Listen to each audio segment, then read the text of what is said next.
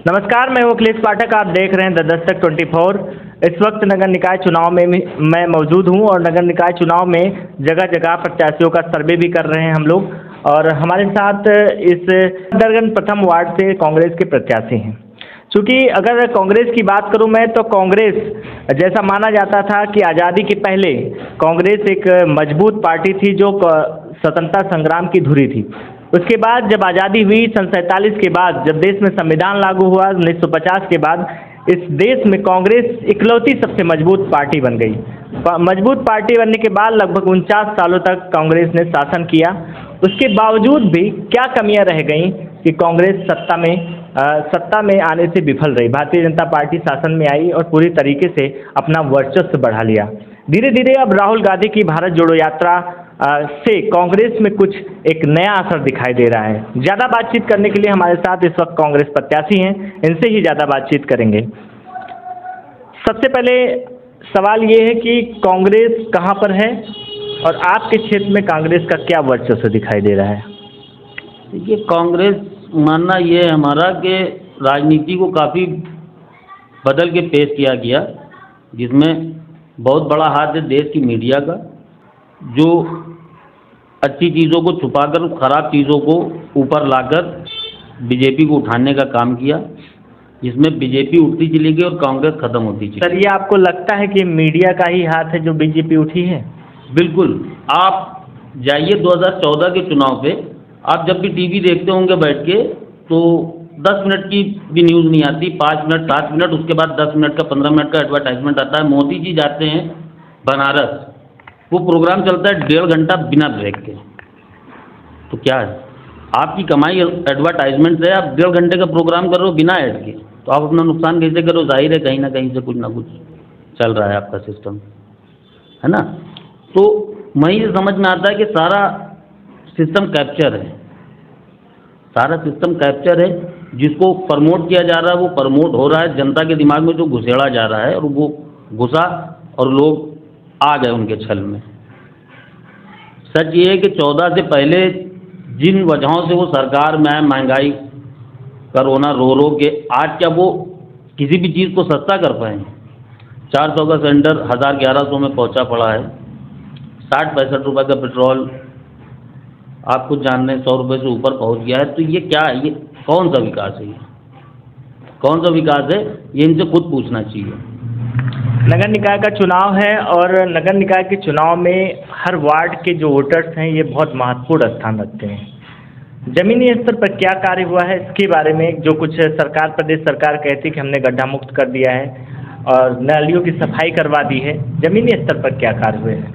सफाई तो उन्होंने बनारस के घाट की भी कराई है, वो सबको पता है कितनी कराई है ना, कितना पैसा पास हुआ उसके लिए। और बाकी रही सफाई की बात, तो कुछ नहीं कराया है। अभी मैं आपको आस-पास दिखाऊंगा गंदगी के ढेर, पूरा शहर गंदगी का ढेर है, जिसमें एक मुद्दा बहुत बड़ा हमको नज़र आता है कि ये जो नगर निगम की गाड़ी आती है, शहर में एक पॉइंट बना रखे हैं जगह जगह कूड़ा उठाने के।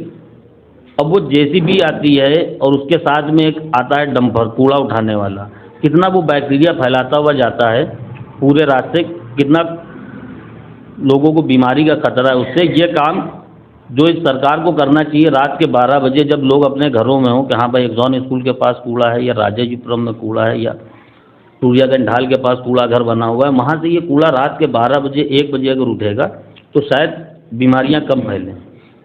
और इनका विकास तो बिल्कुल नहीं समझ में आता है कि ये किस चीज़ को विकास कह रहे हैं। अच्छा सर, राहुल गांधी जिस तरीके से भारत जोड़ो यात्रा कर रहे हैं और काफ़ी मेहनत कर रहे हैं, उसका असर क्या इस ज़मीनी स्तर पर इस क्षेत्र में दिखाई दे रहा है? देखिए, उसका असर आपको नगर निकाय चुनाव में भी दिखाई देगा और आपको मुमकिन है कि 24 के चुनाव में भी दिखाई देगा, क्योंकि जो एक दहशत भरा माहौल बना दिया है बीजेपी ने इस देश में कि मुसलमान हिंदू से डर रहा है, हिंदू मुसलमान से डर रहा है। तो जो भारत जोड़ो यात्रा का मैसेज है वो यही है कि ना हिंदू खतरे में ना मुसलमान खतरे में है, गौर से देखो हिंदुस्तान खतरे में है, समझे आप। तो हिंदुस्तान से खतरा मिटाने की कोशिश की जा रही है और कांग्रेस को लाने की कोशिश की जा रही है। सर, ये कांग्रेस पर ये हमेशा आरोप लगता आया है कि कांग्रेस में जो अच्छे लीडर्स होते हैं उनको जगह नहीं मिलती है। कांग्रेस एक परिवार के बल पे राजनीति करती है, उसमें परिवार का ही पूरा माहौल रहता है। नए लीडर जो होते हैं वो राजनीति में आने से वंचित रह जाते हैं, जो पढ़े लिखे होते हैं। देखिए, दुनिया का हर आदमी चाहता है कि अगर वो विधायक है तो वो चाहता है कि उसका बेटा मंत्री है ना। और अगर कांग्रेस का कोई नेता चाहता है या कांग्रेस चाहती तो गलत नहीं है। जिनके बीवी बच्चे ही नहीं हैं वो किसको प्रमोट करेंगे? तो उनको इस बात का ज़्यादा दर्द रहता है। कौन चाहेगा कि मैं विधायक हूँ, मेरा बच्चा भिखारी बने, या मैं IAS PCS हूँ, मेरा बच्चा मोची बने? वो चाहता है ना कि नहीं, मेरा बच्चा मुझसे ज़्यादा तरक्की करे। तो अगर कांग्रेस के नेता चाह रहे हैं तो उसमें क्या बुराई है? परिवारवाद, परिवारवाद, परिवारवाद, आप परिवार करते हो, आपके पास परिवार है ही कब जो आप परिवार की बात करोगे? जिनके पास परिवार है वो परिवार की बात करते हैं बस। हर पार्टी का एक मुद्दा होता है, आप किन मुद्दों के साथ खड़े हैं? देखिए, भारत जोड़ो यात्रा सबसे बड़ा मुद्दा है मेरे हिसाब से। जो एक हम आपको बात बताएं 92 की, जब हिंदू मुस्लिम दंगा हुआ था, बहुत छोटे थे हम, तो उस वक्त हमने देखा दंगे के वक्त भी मेरा घर हिंदुओं के बीच में था और हिंदू मुसलमान से लड़ रहा था, लेकिन हिंदू ही मेरे घर की हिफाजत कर रहा था कि आराम से रहो, कहीं जाने की ज़रूरत नहीं, कहीं भागने की ज़रूरत नहीं, यहाँ कोई नहीं आएगा, कोई दिक्कत नहीं होगी। तो हिंदू ही मेरे घर की हिफाजत कर रहे हो, तो हम कहाँ से मान लें कि हिंदू मुसलमान के दुश्मन हैं? नहीं है दुश्मन। चाहते तो वो हमारे पूरे परिवार को ख़त्म कर देते। आज हमारे परिवार का कोई भी आदमी जिंदा ना होता कि सिंगल घर सादगंज में था। तो हिंदुओं ने वहाँ हिफाजत की और बहुत अच्छे से देखा भाला कि हाँ भाई, पहरेदारी कर रहे थे कि हाँ छप्पर पड़ा हुआ था कि कोई यहाँ ना कुछ फेंक दे कि आग लग जाए, बच्चे जल जाएं या बच्चे ख़त्म हो जाएं। तो हिफाजत बाकायदा की जा रही थी, तो उस माहौल को इन्होंने ख़त्म कर दिया। यही हाल बाकी शहरों का था कि अगर मुसलमान हिंदू को घेर लेते तो मुसलमान ही बचाता था। तो इन्होंने वो चीज़ों को ख़त्म कर दिया देश से।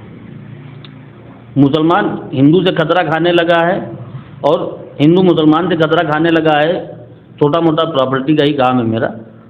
जब भी कोई कस्टमर आता है तो हिंदू होता है तो कहता है भैया हिंदू लोकेशन, मुसलमान होता है तो कहता है मुसलमान लोकेशन। यानी कि मुसलमान हिंदुओं में बसने से कतरा रहा है और हिंदू मुसलमान में बसने से कतरा रहा है। मेरे बचपन में यह माहौल नहीं था।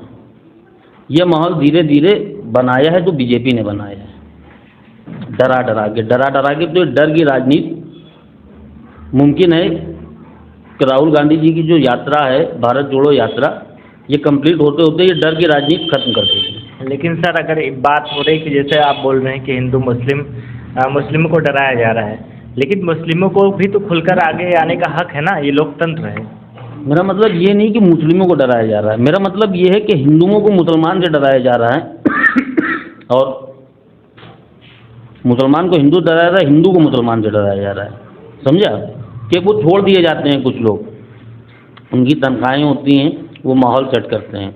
वो मुसलमानों में भी होते हैं, वो हिंदुओं में भी होते हैं। समझा?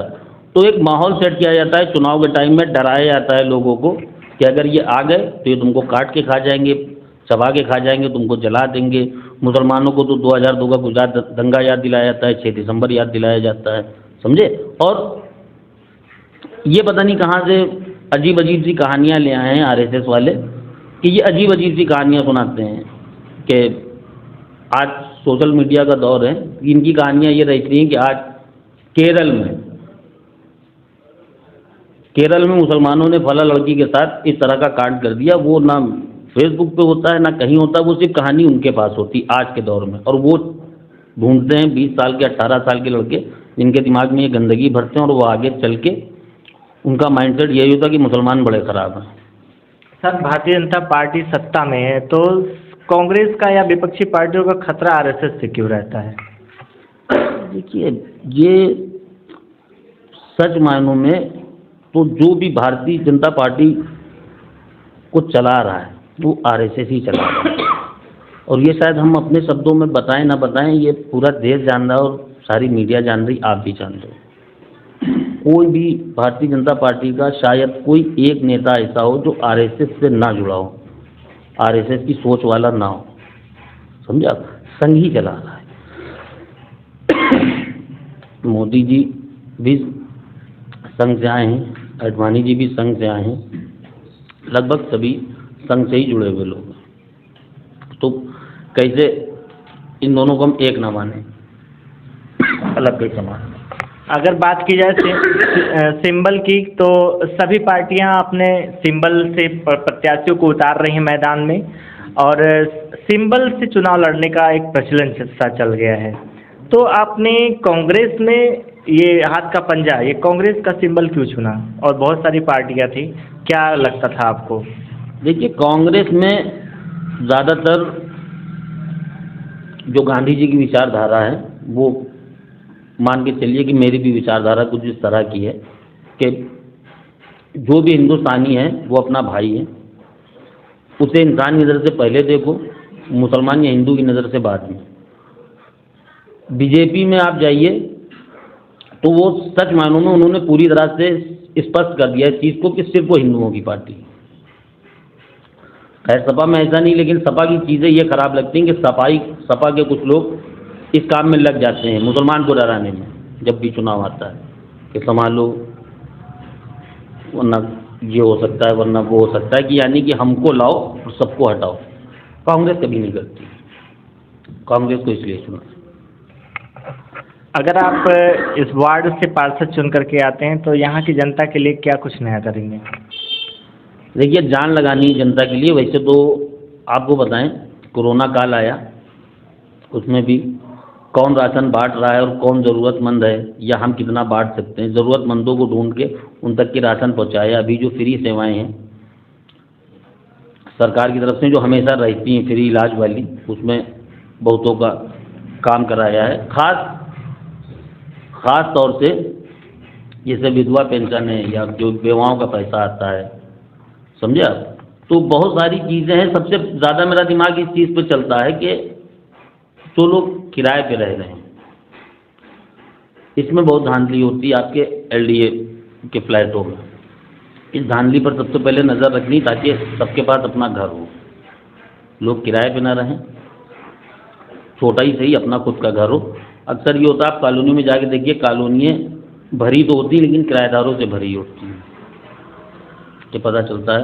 सर, कांग्रेस ने जब इतना सालों तक, लगभग 49 सालों तक शासन किया, लगभग 16 आम चुनाव में कांग्रेस ने 6 में पूर्ण बहुमत से और 4 चुनाव में सत्तारूढ़ से जो गठबंधन किया था उसमें सरकार में आई। उसके बावजूद क्या दिक्कतें रह गई बीच में?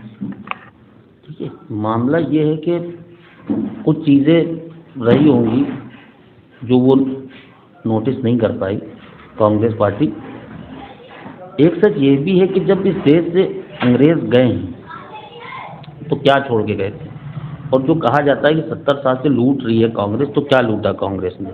भाई, अच्छे दिन 2014 के बाद आने वाले थे, जब हम पलट के देखते हैं तो वो बुरे दिन बड़े अच्छे थे। वो बुरे दिन बड़े अच्छे थे कि हर आदमी खुश था। ये अच्छे दिन कैसे हो सकते हैं कि हर आदमी परेशान है कि अच्छे दिन आने वाले हैं, अच्छे दिन आने वाले हैं? ये कौन से अच्छे दिन हैं कि जिस गाड़ी में 500-600 रुपये में टंकी फुल हो जाती है, आज 1000 में नहीं हो रही है। लोगों का आय भी, लोग बोल रहे हैं कि लोगों का आय भी तो बढ़ा है, उस हिसाब से तेल की महंगाई अगर बढ़ी तो आय भी बढ़ा है। मैंने आपसे बताया ना, आप जोड़िए जो आपका लेबर तबका है, उनकी अगर हम 14 पे जाएंगे तो 350, बहुत कम होगी तो 350 रुपये उनकी बनते होंगे दिन भर के 8 घंटा काम करने के। कि आप बताते हो कि ईटा नीचे से ऊपर, ऊपर से नीचे पहुंचा दो, तो उसके 350 रुपये से ज़्यादा आप नीचे नहीं ले जा पाएंगे। आज की डेट में 400 रुपये है। आप आटे का रेट देखिए, आप पेट्रोल का रेट देखिए, आप गैस का रेट देखिए। तो फिर जनता क्यों नहीं बदलाव कर रही है? जनता को डराया जाता है, जनता को डराया जाता है कि अगर मोदी जी नहीं रहे तो देश का हाल बहुत बुरा हो जाएगा, बीजेपी को लाओ। ये छोड़ दिए जाते हैं लोग डराने के लिए। जनता बोलती है सर कि हमको राशन पैसे दे करके मिलते थे, अब तो मुफ्त मिलता है। ये अच्छी बात आपने बताई है। थोड़ा सा पीछे जाइए, 2000 के पीछे, ये 2014 के पीछे जाइए, तो मेरे ख्याल से हमारे यहाँ जैसे लोगों को शर्म आती थी राशन की लाइन में लगते हुए। बमुश्किल 20-25-30% लोग राशन लेते थे कंट्रोल से।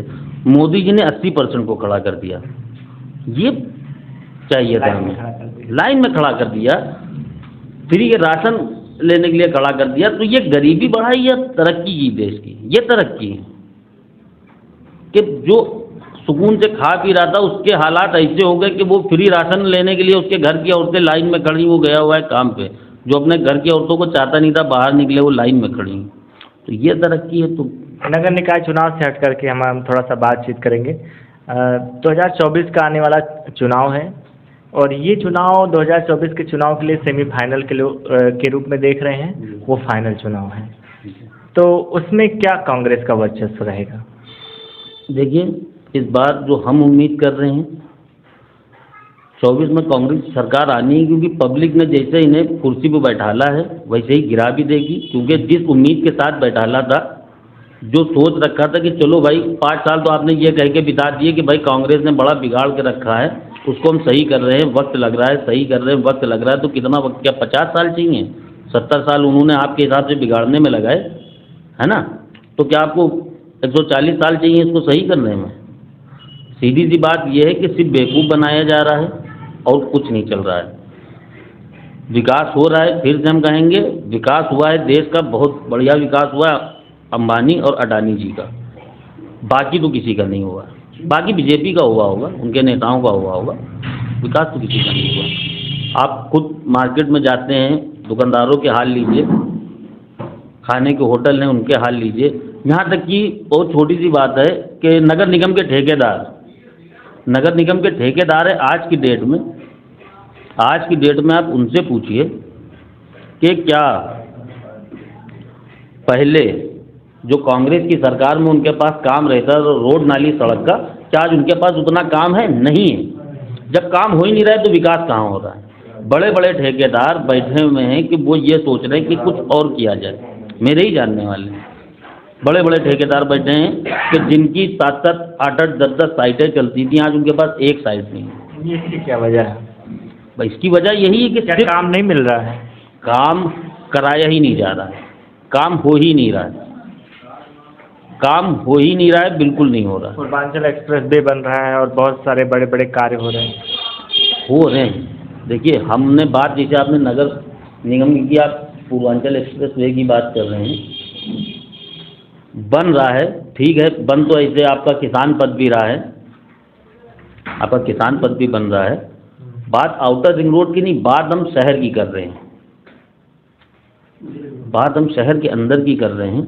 आउटर में तो जो बन रहा है वो सब देख रहे हैं, अखिलेश क्या कर गए, है ना, बीजेपी ने क्या किया है, उसके अलावा कांग्रेस पीछे क्या कर गई है ना, तो सभी का दिख रहा है। बाकी जो जैसा रोड बनाना विकास में नहीं आता है, रोड बनाना नहीं, बिल्कुल विकास में आता है, लेकिन आउटर रिंग रोड काम असल में मोटे किए जा रहे हैं, जिनमें मोटा कमीशन आएगा दिमाग उन पे है, छोटे मोटे कामों में काम नहीं किया जा रहा है। एक बड़ी छोटी सी चीज़ रही थी मेरे दिमाग में भ्रष्टाचार की, जैसे कि आपकी पानी की टंकी है, आप अच्छे से अच्छा मोटर डालेंगे, बढ़िया से चबूतरा बनाएंगे, बढ़िया सी टंकी लगाएंगे, 50,000 रुपये से ज़्यादा खर्चा नहीं आता है।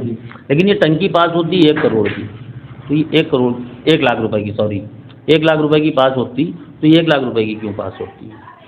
ये भी तो एक तरह का भ्रष्टाचार है ना। तो ये क्या है, तो ख़त्म करना चाहिए ना। और ये आज से नहीं चल रहा है, ये चल ही रहा है और भ्रष्टाचार बढ़ा है। मैं ये नहीं कह रहा हूँ नहीं कांग्रेस में नहीं रहा होगा थोड़ा बहुत, लेकिन जब से बीजेपी आई है तो ये बढ़ता जा रहा है, रुक नहीं रहा है, इसकी स्पीड बढ़ रही है। हमारे साथ थे कांग्रेस के प्रत्याशी और वार्ड नंबर क्या है sir? Ward new Haidarganj, ward new Haidarganj प्रथम, वार्ड नंबर 84 है। कांग्रेस जिस स्तर से चुनाव मैदान में कूदी है, अब ऐसा लग रहा है कि आने वाले आगामी चुनाव में और इस चुनाव में कांग्रेस का कुछ असर दिखाई दे रहा है। हम पूरे मैदान में पड़ताल कर रहे हैं, जगह जगह नगर निकायों में जाकर के क्षेत्र में पड़ताल करने पे कांग्रेस का वर्चस्व दिखाई दे रहा है।